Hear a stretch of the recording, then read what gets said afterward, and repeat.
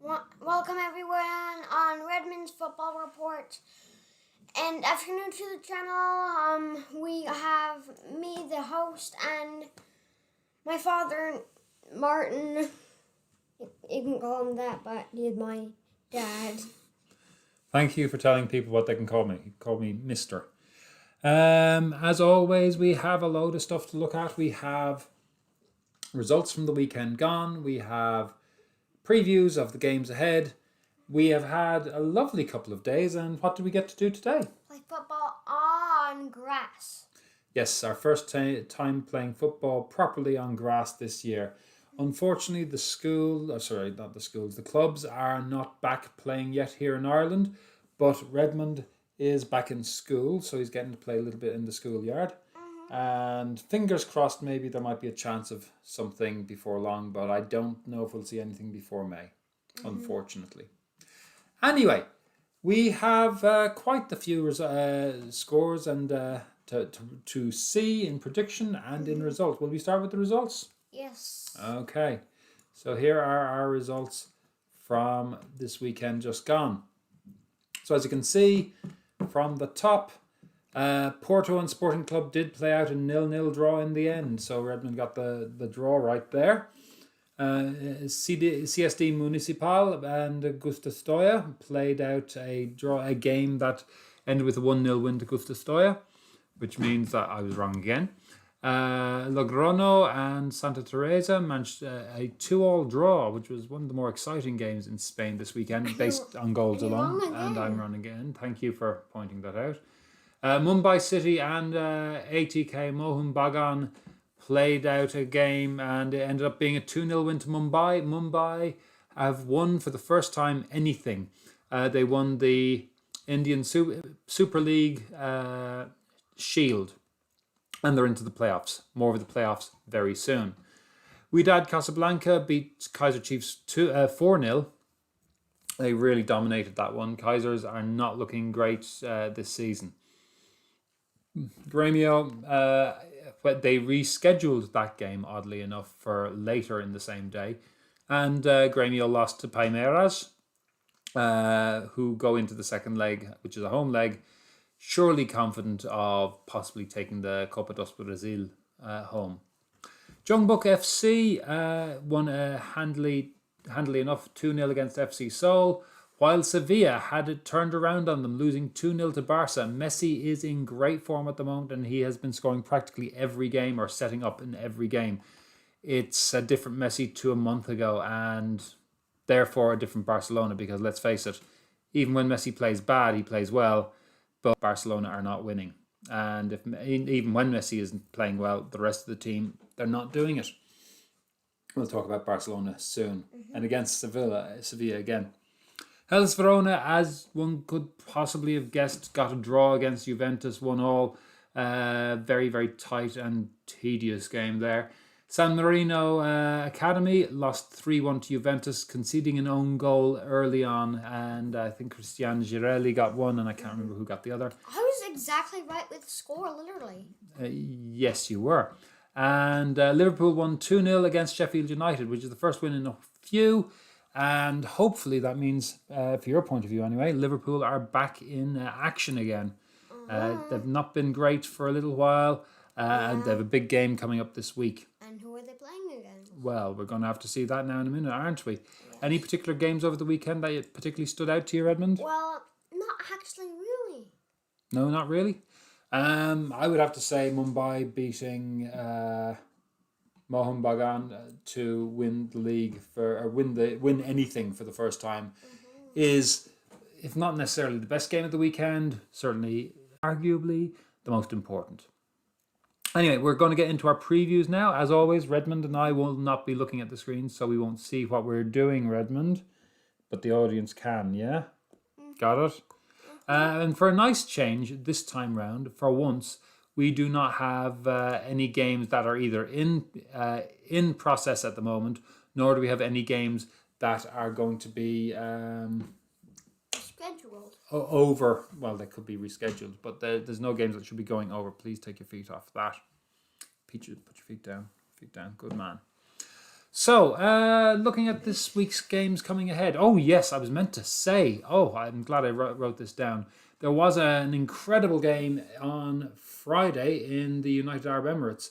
Shabab Al Ahli Dubai beat Corfacan 4-3. Let me get up the score from this one because this was quite the remarkable game.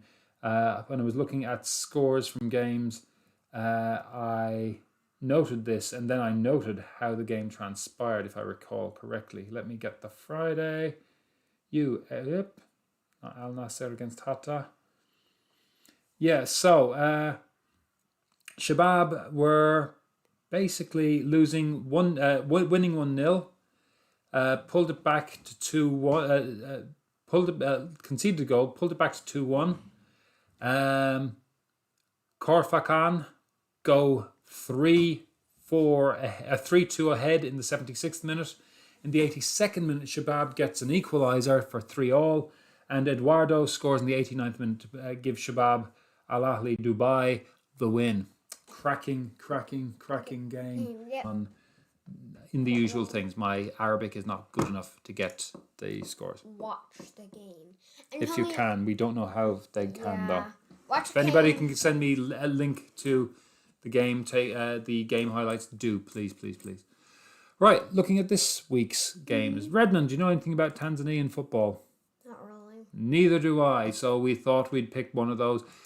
It's an odd week. There's not many games that make me go, ooh. There's not an awful lot of exciting games. To be honest, the most exciting games I would say this week, in some senses, apart from Redmond's usual pick or your own personal preference for teams, the most exciting games this week are in the Women's Champions League, and we'll get to that as the finale to our show. But looking in Africa, I thought, let's go with Tanzania, because I've been looking mad keen to be able to talk about Tanzanian football. Not that I know anything, but I find it interesting that I have that access to that information. Coastal Union are playing Young Africans as 13th of 18 teams in the Tanzanian League play against First. Coastal are actually just in the bare top of the relegation playoff places at the moment, while Young Africans are 4 points clear of Simba SC, who are currently in second. Simba have been fairly dominant in Tanzanian football for the last couple of years. They've won the last 3. But honestly, between them and Young Africans, they nearly always win the league. I think Simba, if you include their time as a team called Sunderland, have won it 21 times, and Young Africans have won it 22. But they haven't won it in 3 years. But they are now 4 points clear at the top. They're both teams from Dar es Salaam, whereas Coastal Union are from Tanga. Now, this Coastal Union have won the league once, back in 1988, but they haven't won it since. So Redmond, Coastal Union against Young Africans. What do you think the score is going to be? Sadly, wanting to change my score. Oh, of course you want to change your score. I want Coastal Union to have 0 goals, but they did have 2. So tell them what you want the new score to be. 3-0 to Young Africans. 3-0 to Young Africans, he says. He had 3-2. I liked 3-2, but I went for 3-1, so I can understand. Moving all the way across the Atlantic to Honduras, our reliable and regular CONCACAF stop when we're looking for an interesting game. We have Real Espana playing CD Vida. The CD, by the way, I always say this. I don't know if I ever mentioned what I think it stands for. I believe it stands for Club Deportivo Vida. Vida are not a big name team, whereas Espana kind of are and were. This is the way I look at it, sort of the once versus the future power of Honduran football. Vida have had a couple of good seasons now, and they look like they're picking up. Whereas Real Espana, they're always there or thereabouts, but they've not been a significant player, we'll say, in recent playoffs. They've not gotten to the semis, we'll say. It's still very early in the Clausura, so the teams are still picking their way through. So it's still a little bit of anybody's game, but Vida had the energy and the elan at the end of last season. That said, home game could be the difference here. Redmond, how do you see this one going? Real Spaniel. Vida's going to pick up a great game with a 1-0 win. A great game, that's a 1-0 win. I don't know if everybody would agree with you, but he does go for a 1-0. I'm going to go 2-2, home advantage. Not being enough for Real Espana, but preventing Vida getting all the points. We'll then go on to another big game. I'm sure there are people who like to describe this as the Borussia derby. Borussia Moenchengladbach play against Borussia Dortmund in the DFB Pokal quarterfinals. That's the German quarterfinals of the Cup. This is a badly wanted break from the league for Borussia Mönchengladbach, who've basically lost 4 of the last 5, and they drew the other one. Unfortunately, they're now playing against a Dortmund team that have just won 3 on the bounce and have scored 10 goals and conceded only 2 in that time. None in the last 2 of those 3 games. Borussia Mönchengladbach did win in January, and they won 4-2 against Dortmund.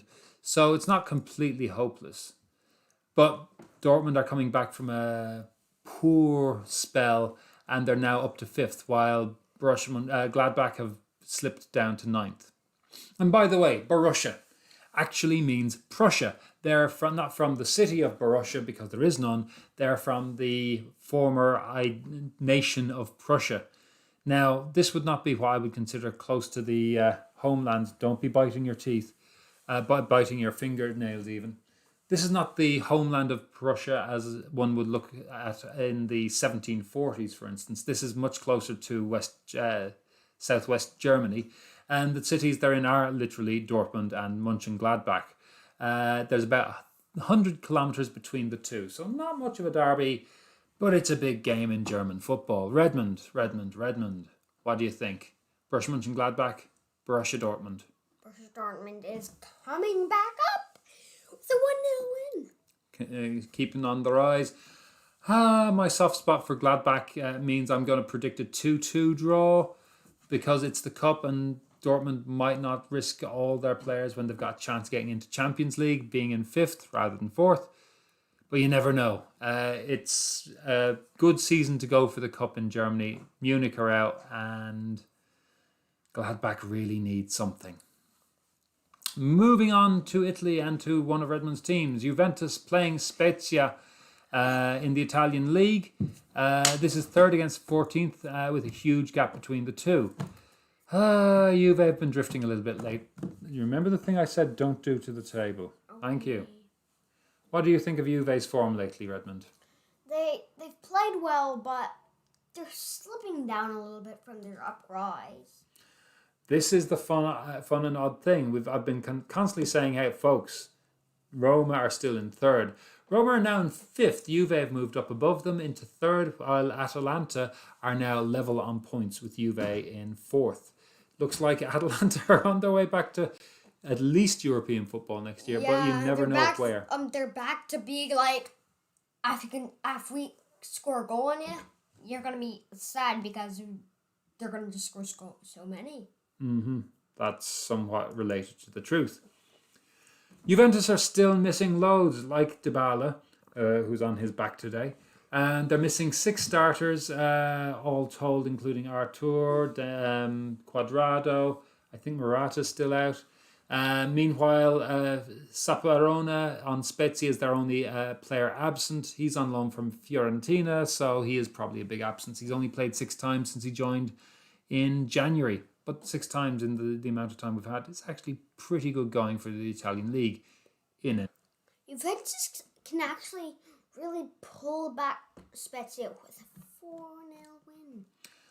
Good point. Spezia are the team that entertainingly beat Roma in the Cup by virtue of not... Do fancy them to score. I've told you to stop doing that. But I don't with odds on for a 3-1 win. We'll see what happens tonight. Moving on from that, we're going down to another of Redmond teams against another team as Barcelona play Spezia in the second leg of the Copa del Rey.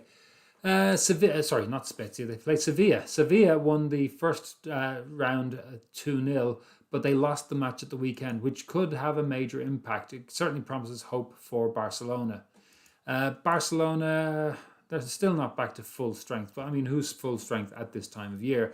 They have a Messi who's playing and playing well. Unfortunately, Messi has been winning games pretty much on his own lately for Barca, so a lot will depend on him. In the other semi-final, Levante play Athletic Club. I think it's a 1-1 draw in the first leg there, so I fancy Athletic Club to get through and be in 2 finals in April. But we'll find out on, I think it's Thursday that game is on.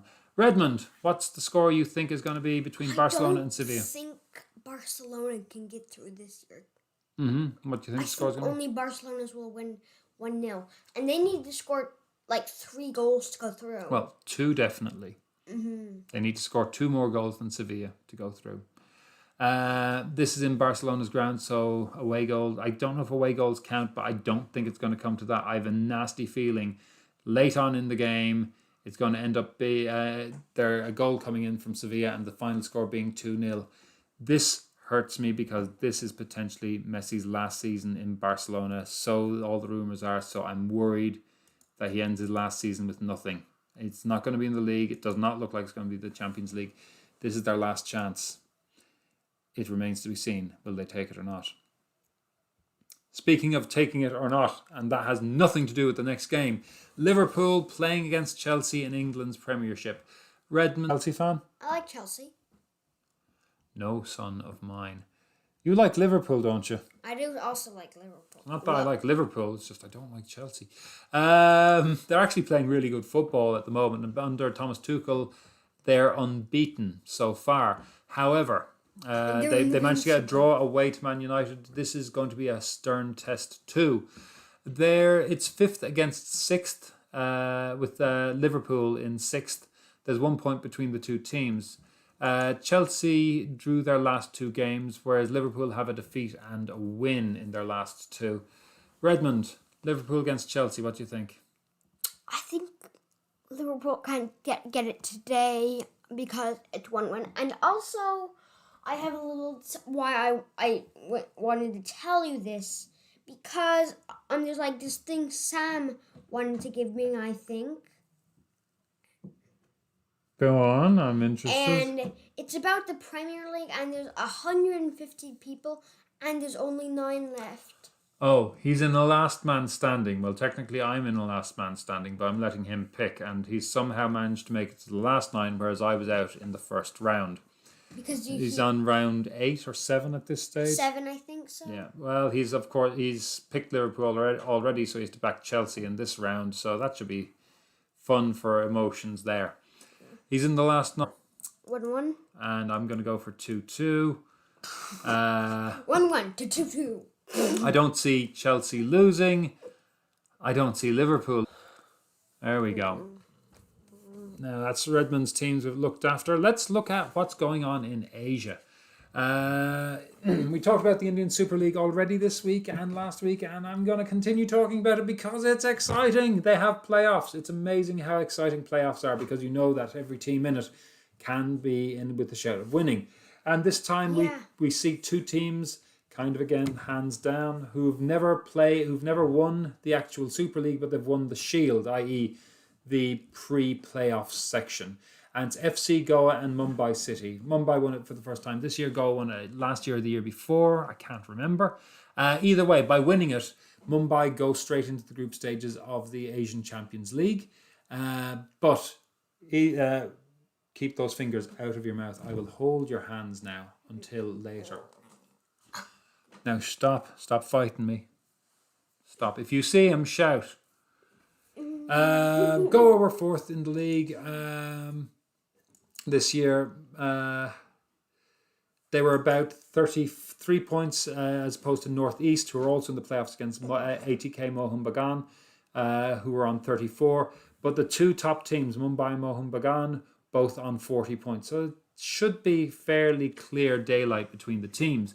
But it's the playoffs, which is always a different matter. Redmond, what is your prediction for this playoff? FC Goa 0, Mumbai City 2.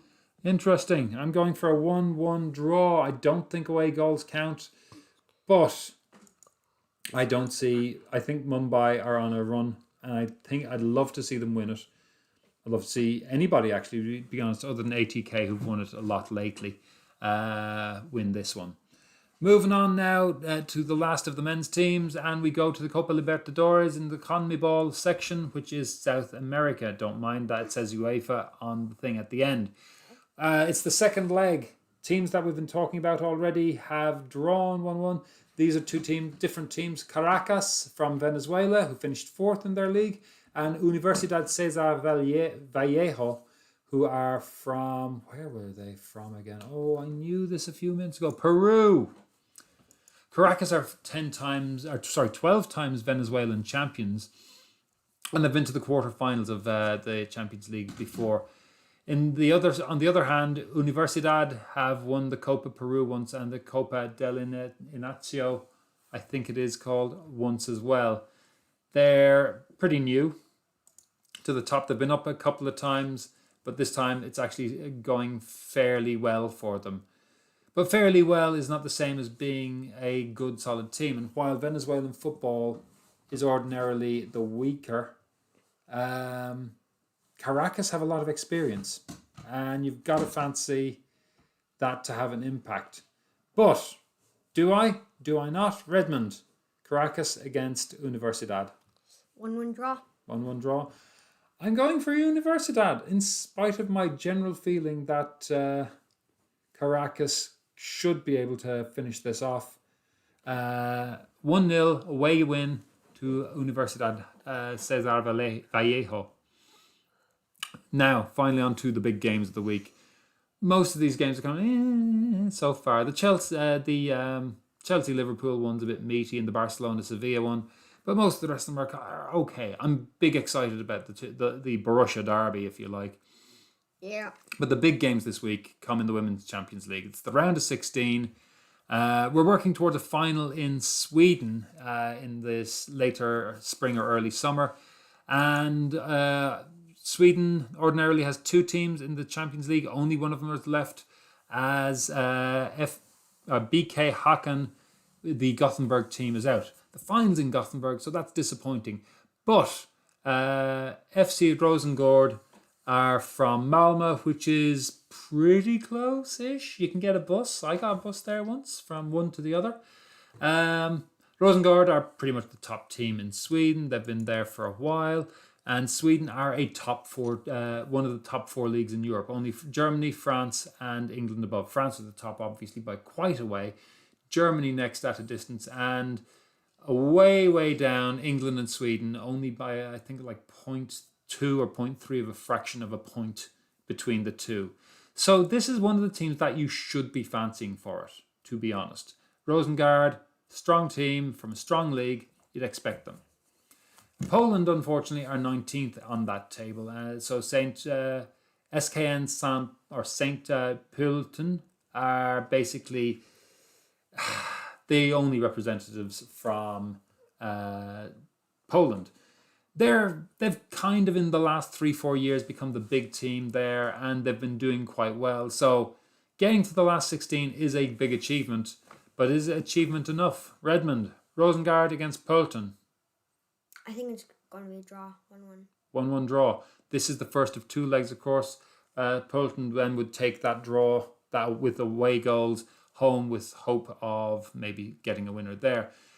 I don't see it that way. I think Rosengard are just going to storm through them. 3-0 to Rosengard is my prediction. And finally, probably the biggest game of the week.